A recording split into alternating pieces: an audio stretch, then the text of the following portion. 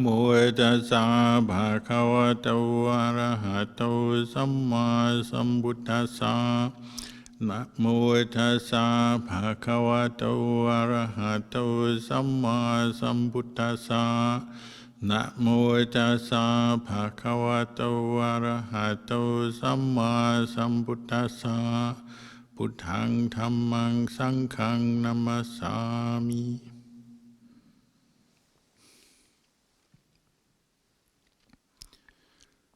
And blessings, good evening to you all.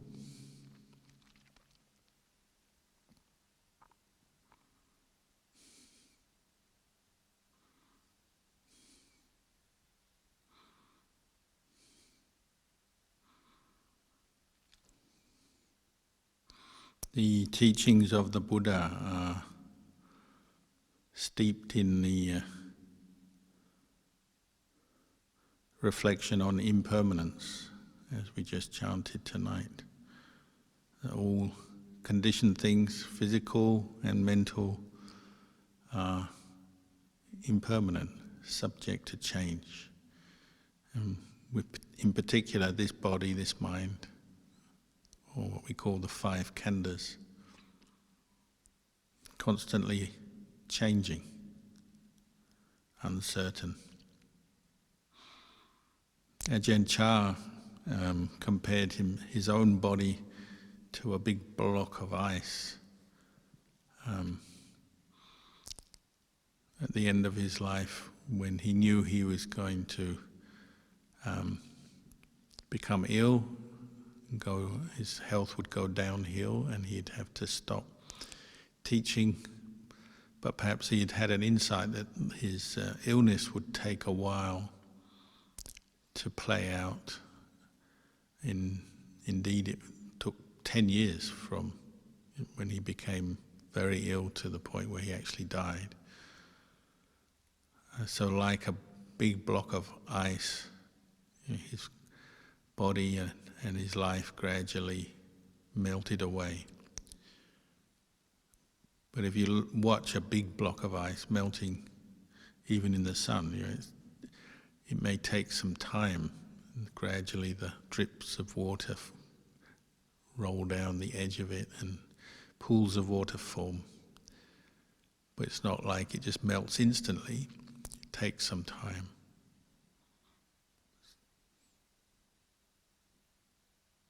Nowadays they have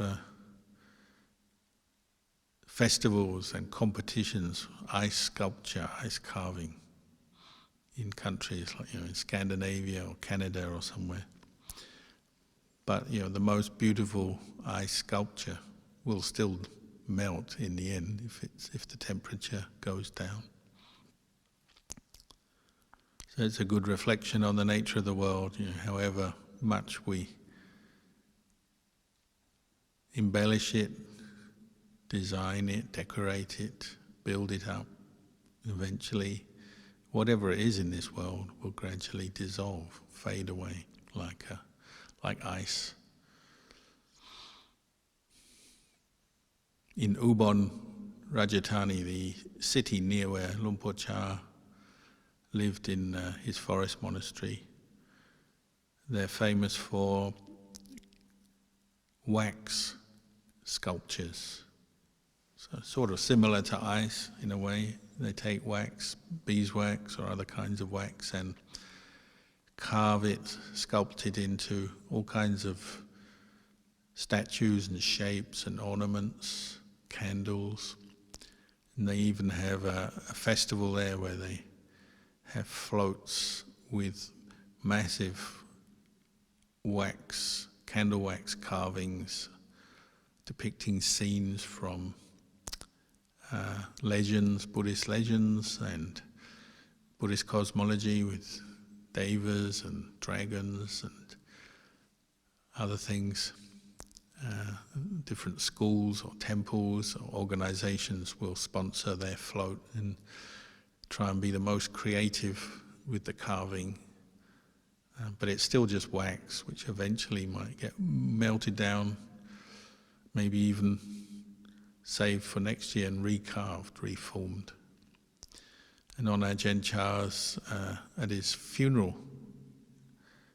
the Luang Por Liam and the Sangha incorporated a bit of this in the funeral decoration around the oven and the area where Luang Por Chah's body was cremated. They had a lot of this local sculpted wax.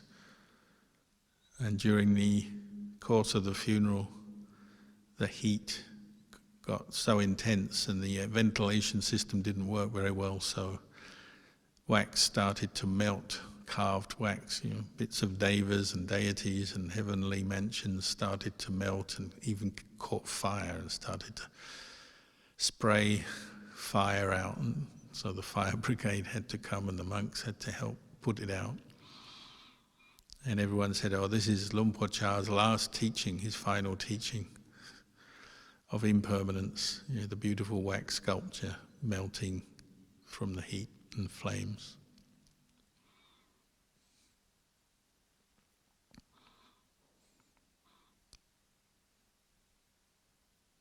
But the theme of impermanence pervades the Buddha's words and teachings, and Ajahn Chah used to say, a wise person, their words always express or point to the impermanent nature of the world. They're never far from it. It's a delusion to try and develop the idea that everything is fixed or eternal. It's a wrong view. And yet we still do it because we have this belief in a self, and we create the view of self associated with this body and mind since we were born. We're always clinging on to the sense of solidity in this body and mind, this sense of self, whether it's in our views and opinions, our feelings, perceptions and thoughts, our senses, sense consciousness, or the body itself. We're always looking for solidity, trying to make it last, stay with us as long as possible.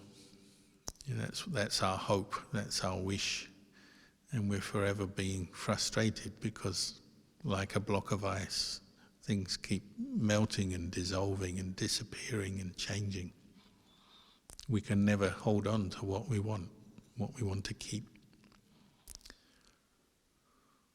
So the Buddha's wisdom, or Ajahn Chah's wisdom, having contemplated this for a whole lifetime, was that there is nothing to cling on to, there is no self, there is nothing solid. But that's all right. If you know it, you accept it, you can be at peace with it. It's actually liberating, and you find freedom and peace by seeing the truth. But if you keep clinging to the sense of self and wanting permanence in what is not permanent, then you're going to suffer. And all you have to do is look around at the world and you'll see there's suffering everywhere because people are not recognizing impermanence in their own experience or the wider world around them. One of Ajahn Chah's contemporaries, Ajahn Mahabua, before the end of his life, the last few years of his life, he had a infected toe, which went very kind of black and looked very unpleasant and was very painful. He couldn't sit like cross-legged like I'm sitting now. For a couple of years he had to keep his foot up as he sat on the ground. He still sat on the ground every day, but he would hold his leg, keep the foot up because it was so painful. And as monks, we'd get close to a senior monk sometimes, so you could actually see the extent of this one toe which was going rotten. Didn't quite go to gangrene, but it was certainly infected, and you could occasionally see the white of a bit of bone there.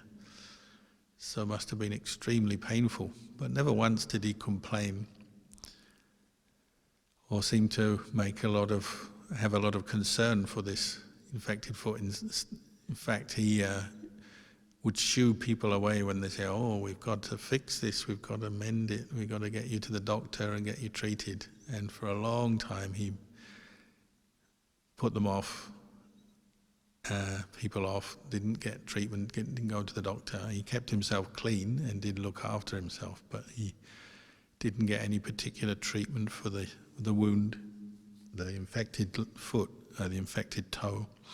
But eventually, after 2 years, it's like he decided, well, now's the time, and he did get it treated, and quite quickly it improved. But for a long time, he just he knew it was there. Everyone could see this infected toe, but it was as if he was just teaching impermanence on a daily basis. Just a reflection on the impermanence of a human body, teaching those who saw him every day. It's this reflection on impermanence which brings the human mind from the unenlightened state, still with attachment, with delusion, to the mind of the noble ones, seeing the impermanent nature of the five khandhas. Everything that arises must pass away. For one who's seen that, it brings a great peace, serenity to their body and mind. Whether you're just talking on the level of thoughts and views, or the physical body, when we're not recognizing impermanence and we can't accept impermanence, the mind is agitated, isn't it? Because it's no longer in line with truth. So when we cling to things, cling to ideas, thoughts, feelings, cling to physical possessions, people, the mind is always agitated by that because it's not in line with the truth. You're clinging to an idea, you want that idea to be you, to be part of you and to hold on to it, but it can't. They arise and pass away. Thoughts, views and opinions arise, pass away. People change. The physical world is changing. When we're not in line with the truth, then our mind is agitated. Change challenges us, frustrates us. It's not what we want. And that's always reflected in people, both their complexion and their physical features, the way they are, as well as mentally, the mental agitation of a mind that is conditioned, always changing.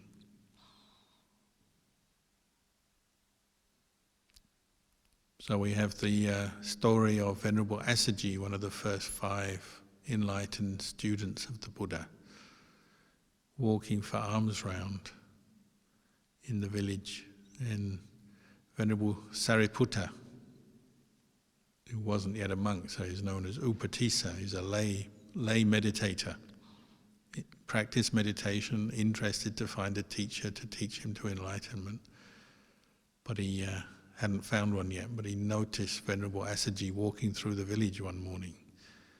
The reason he noticed him was because he's so peaceful in the way he walked. Calm, serene, unagitated, undisturbed, different from everyone else around him.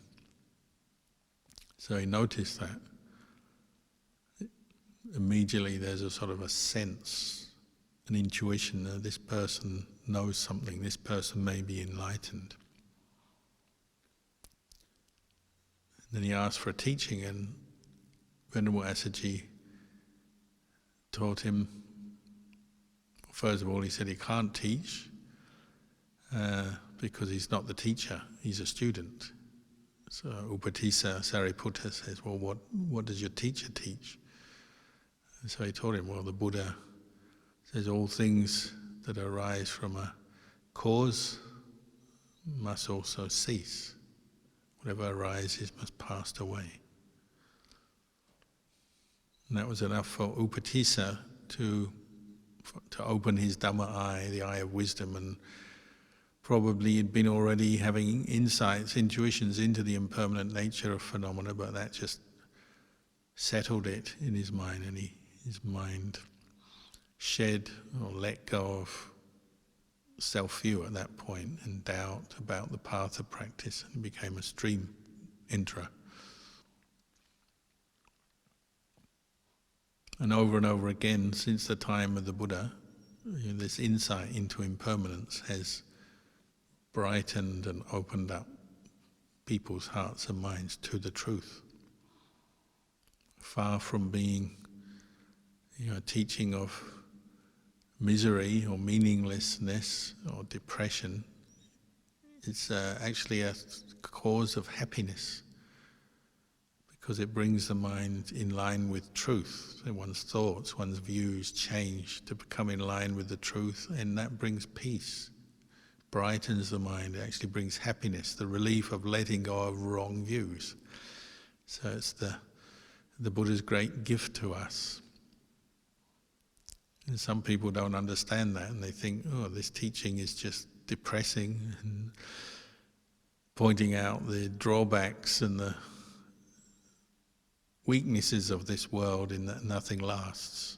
Just pointing it out already seems like an affront to the self-view that's always trying to build things up, keep the block of ice solid and beautiful as long as possible. It seems like an affront to that, so that people take it personally, so they have a self-view, and that means they take this teaching of the Buddha personally as though it's a personal attack on them sometimes. And they reject it and don't like it. But the Buddha wasn't just presenting another view or another philosophy, he's just pointing out the way things are. And he encouraged us to look for ourselves, not just to believe his words, although you can take them as a belief first of all, but he actually encouraged us to investigate and examine the truth and see whether what he's saying is correct. Is it true? Is this body like a block of ice? Luang Por Chah passed away. He took 10 years of illness before he finally died. But some people it's just a split second, isn't it? If you have a stroke or a heart attack, it's just a split second maybe. So it's like putting a small block of ice in the microwave, and instantly it just becomes water or evaporates even.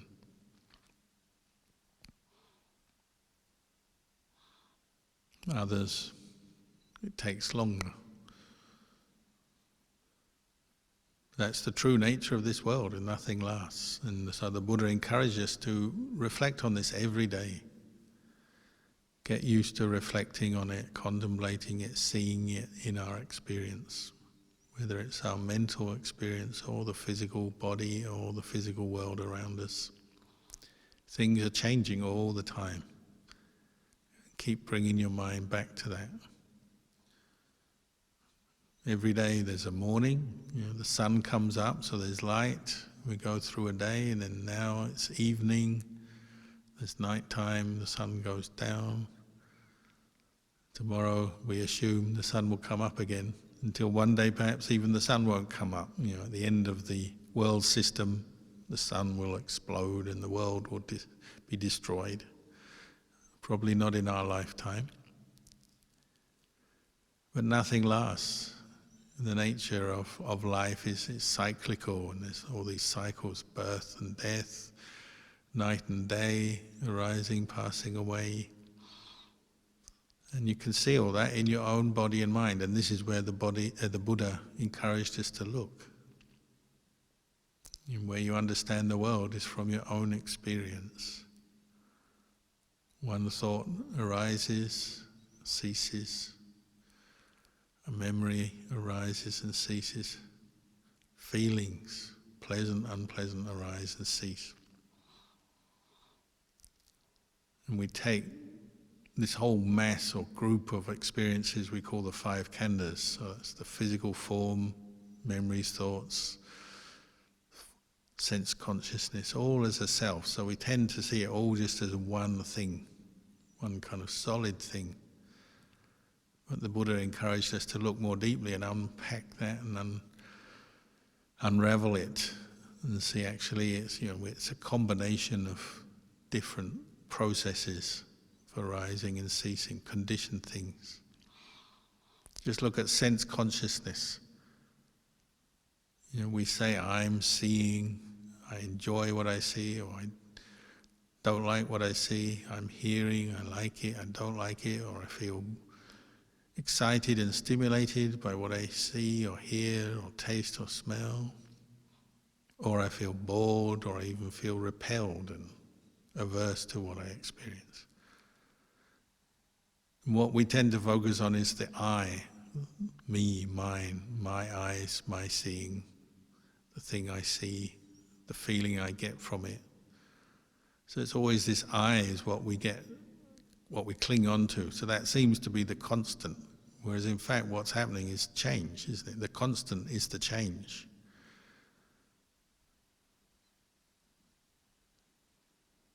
You're seeing because you have an eye and there's light and there's something to be seen.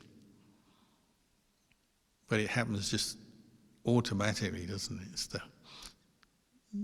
the Buddhist explanation is it's the power of karma. Because you've got an eye, there's light, there's something to be seen. Well, eye consciousness arises, and with that you have feeling, pleasant, neutral, unpleasant. But these are all impermanent. There's no solid self in that, controlling or owning that. That's the delusion.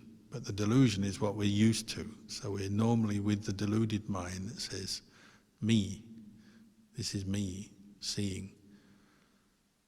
Hearing, tasting, smelling, touch, the same. All these senses and their objects are just arising and ceasing all the time.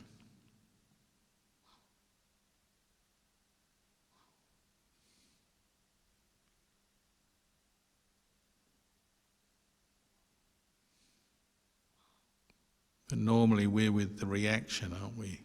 The pleasure of what we enjoy coming up into sense consciousness, or the displeasure, dissatisfaction, aversion of what we don't like and don't want. We're normally just taking everything as an I, a self, and not seeing beyond that, seeing the conditioned nature of these things. But this is exactly what the Buddha said we should be looking at. Testing the truth that we normally take for granted. And to do that well, that's why we meditate and practice mindfulness. Learn to develop mindfulness in this regular way. By developing more mindfulness and awareness, we have a chance to see through the delusion of self. And not just when you've got your eyes closed in the meditation posture, but really at all times, standing, walking, sitting, lying down. The Buddha encouraged us to see meditation as something that flows out from the sitting with your eyes closed, watching the breath, to actually take up all of your life, all aspects of life, with directing the same qualities that we're developing in formal meditation to every other aspect of our life. And of course you can see not self, you can see the impermanent nature of self at any time, not just when you're meditating. We can see it from the past experiences we have, the pleasant, the unpleasant of the past, all the happiness we've had since we've been born, arose, passed away. All the unpleasant, unhappy experiences, the sadness, the suffering, the anger, the fear, the worry, it all arose and passed away in the past. Then there's the current experience of this mind and body right now. Whether you're alert or you're sleepy, whether you're interested or bored, that's your current experience, pleasant, unpleasant. And then it's going to be like this in the future. And the more you study this, study it from your past experience, study it in the present, then you realize the future will be more of the same. So the result of this is the mind starts to let go of its clinging to the delusion of self, self-view. the more we see the impermanence of body and mind, the more the mind just wants to let go, because it's a burden to cling on to something that ultimately you can't cling to or have or keep. It's much easier just to be in line with the way things are, the arising and passing away of physical and mental phenomena.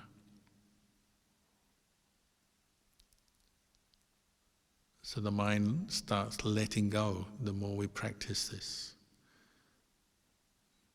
And we let go anyway, it's just we don't do it with full mindfulness and understanding. We let go because that's just normal, isn't it? It's just you eat a meal and then you wash out the plates. Or if you're not very disciplined, you just leave the plates for someone else to wash out. But it's impermanent, isn't it? You eat a meal and then it's gone. And you let go, you move on. If you do that with mindfulness, then that's a moment of insight into truth, the true nature of your body and mind and the world. If you're just doing it with a sense of self, well, it's probably you're sticking with the enjoyment of the food, the energy, burst of energy you get from it. Maybe there's some social aspect to it, having food with someone else. Or maybe you have 101 other things in your mind while you're eating. Maybe you're in a rush to go off and do something. Or maybe you want to linger over it because you're enjoying it so much. But then it ends, doesn't it? And then you start digesting, you move off. Most of the time you're not even noticing you're digesting. But if you practice mindfulness, you might notice that aspect of a meal. You're digesting it. Later on you need to go to the toilet. There's a whole range of experiences coming from having eaten that meal, but then it's over, finished, gone. You can be mindful of that, or you just miss it all. Lost in the next mood, pleasure, displeasure, interest, boredom, the ups and downs of life. That tends to fill our mind and we miss the impermanent nature of things. We're just always running with our thoughts into the next experience. What I've got to do next, where I've got to go, what's happening next. I like it, I don't like it, I want it, I don't want it. But as we practice more mindfulness directed back to this body and mind, then you're starting to see the deeper nature of experience. It's arising and ceasing, tasting, thinking, feeling, remembering. On and on it goes, but there's a constant in that everything is arising and ceasing. And this is where the Buddha said you'll find true peace, liberation, by seeing that, noticing that. Doesn't even matter if sometimes life brings you a lot of unpleasant experiences. It does, that's part of life. And we all hope for maximum pleasure and maximum comfort and convenience. And that's part of the problem. It's another form of self, isn't it? But really it's a mixture. Life is a mixture of the pleasant, the unpleasant, the pleasurable, the painful. But in the end, they're all just different experiences that arise and pass away. There's feelings, so there's pleasant feeling, unpleasant or painful feeling. There's memories, perceptions that arise with that feeling and maybe determine whether it's pleasant or unpleasant. There's thoughts that come. So the Buddha encouraged us to look at sense contact regularly. See how you see something. If it's interesting, it absorbs your attention, it becomes pleasurable maybe. And you linger on it and you want to see it more and you start thinking about whatever it is you're seeing. You're looking at a view that you like, you want it, you sort of become interested in it, and then you might want to take a photo of it, or paint a picture of it, come back to it over and over again, whatever. Your mind lingers on it, thinks about it, and creates a sense of self based on your 5 khandhas in the present moment, based on just seeing a pleasant view. And in the same way, maybe an unpleasant view, see a pile of rubbish or something you find ugly, or the same thing happens in in just the other way, in the way of aversion. This is what we call becoming. It's the precursor to birth. You see something pleasant or hear something, it depends what the sense is, but you see something pleasant, say, so all your faculties are going in that direction. Pleasant feeling, the perception, the thought formations reflect what you're seeing, the pleasure, the interest. And at that moment you're delighting in your 5 khandhas. They become a certain way. Maybe it's life-affirming. You're enjoying seeing this beautiful view or this beautiful thing that brings you so much pleasure, and your khandhas are delighting in that. The Buddha said this is a form of intoxication. You become a certain way. Your khandhas, your body and mind become a certain way. And it promotes this sense of birth, the experience of birth, but not yet physical birth. That comes, after death. But the moment by moment birth of the mind, becoming and birth, sense of self is born. I love this. I enjoy this. Or I hate this, I want to get rid of this. Either way, it's still considered a form of intoxication or delighting in the khandhas, in becoming averse to, angry towards, or becoming infatuated with and loving and desiring and wanting more of. Just depends what the experience is, but it's the khandhas that are coming together with a sense of self. Becoming and self is formed. This is going on all the way through our day, so the Buddha encouraged us to keep coming back to developing 4 foundations of mindfulness. Body, feelings, the mind itself, then Dhamma, thought processes that ultimately give rise to Magga, Sila, Samadhi, Panya, insight, liberation, or give rise to more dukkha. But reflecting on things as impermanent conditions, body and mind. When we have a lot of energy in our practice, we're directing that energy to the practice, say when we're doing sitting and walking meditation in particular. Maybe we have a certain continuity of mindfulness. That's the most likely time you'll experience a sense of letting go of self. The mind becomes still, empty, enters a state of calm, mindfulness is strong, and then you can really see impermanence. Maybe let go of the attachment to the body, at least temporarily. But at other times it's quite hard to maintain mindfulness, isn't it? When we're feeling tired or distracted or we're busy doing other things, we tend to let this mindfulness practice go, so we keep falling back into forming this sense of self around our work that we do, or traveling, or eating food, or going to sleep at night, or entertainments that we're looking for. The sense of self goes back, forms into that, and the mindfulness fades. And we're back with this sense of self who wants something different or better, or wants to get rid of what it doesn't like, and it's suffering. And that's happening every day, isn't it? We have periods where the mind is more clear, lucid, sees the Dhamma, sees the truth. And then times when the clouds come back cover over the sky, and the mind is back with its moods and seemingly lost in the sense of self.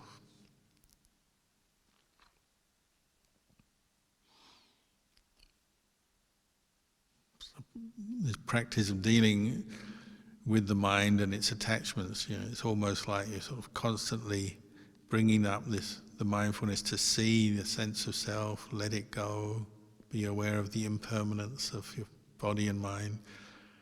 And then something comes along, you might call it delusion, and lost the mindfulness, lost the clarity, the brightness of mind, back with the darkness of endless thoughts and feelings and views and perceptions, and lost in it again. This is why the Buddha said we have to keep bringing up the patience and then summoning up the effort to re-establish mindfulness, contemplate and see the impermanent nature of this body and mind.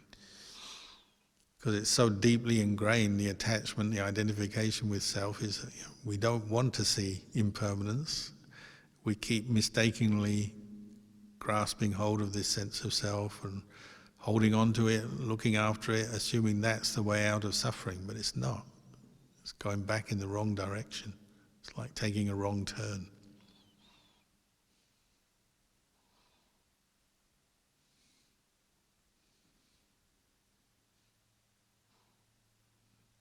So Ajahn Chah used to say, people ask him, why does one person get enlightened and one person doesn't? He'd say, well, the person who gets enlightened just keeps doing this. They don't give up.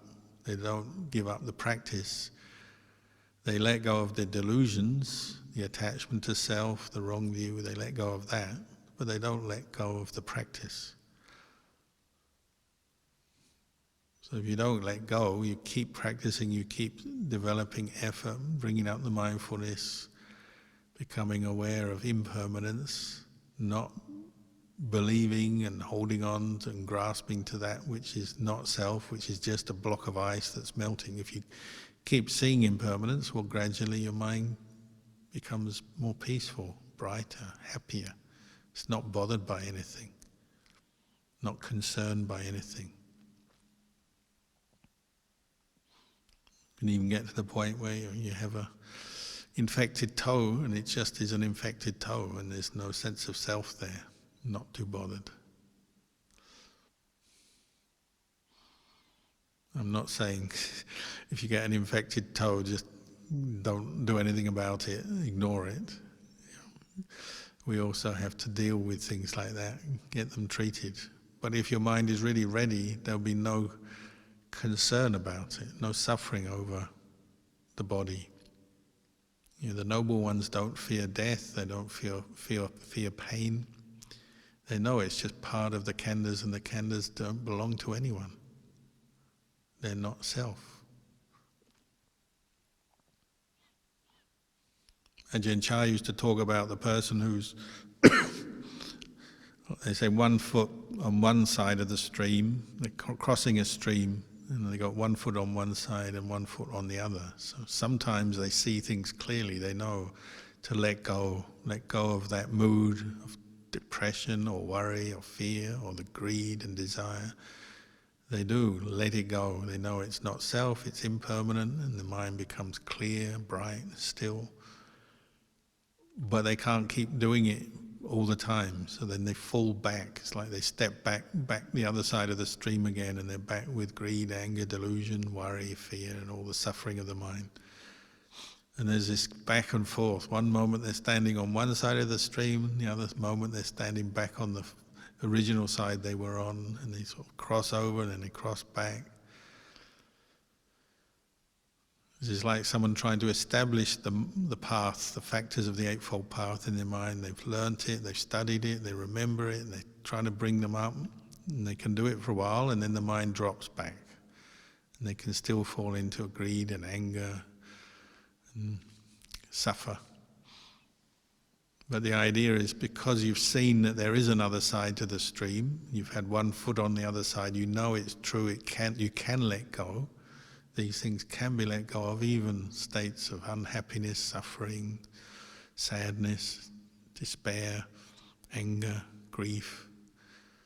They can be let go of, so you keep working towards it until you can get both feet on the other side of the stream. And you don't have to go back again. You can just move on freely, happily. But until that point, you're sort of still caught into doubt, uncertainty. So you've got 1 foot on one side, 1 foot on the other, back and forth, kind of rocking back and forth. Not very pleasant place to be, but better than having both feet on the wrong side of the stream, completely deluded and lost in the world, assuming that this block of ice will last forever. It's complete delusion. Hoping that all this happiness, the wealth, the praise, the fame, the fortune will just last and keep you happy indefinitely. It's just delusion, and you'll always be disappointed. better to start breaking through the delusion through practicing mindfulness and investigating the truth. Then it's like you've got one foot, at least one foot on the other side of the stream. Eventually be able to get both feet on that side. So we just have to keep going, keep practicing, don't give up. If you don't give up, then sooner or later you'll get something from the practice.